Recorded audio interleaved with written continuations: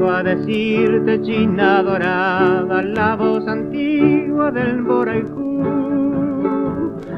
Palabra dulce, palabra amable, palabra bella, ¿cuál eres tú?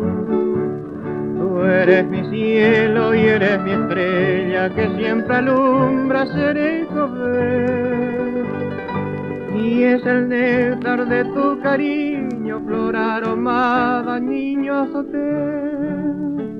Tienen tus ojos tierna tristeza y la negrura de vaporú.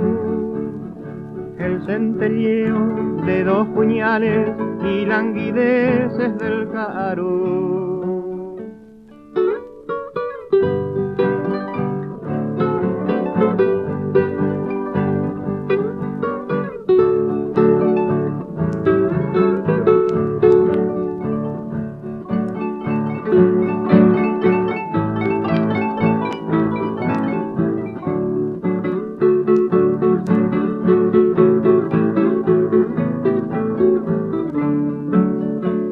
Son tus hoyuelos fuente de encanto, por cuya causa se tarobá.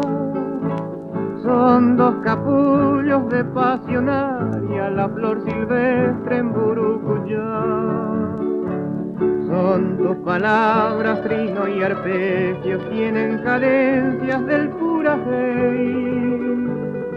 Es el motivo de 100 poemas y es lo que inspiras en Bleiujey.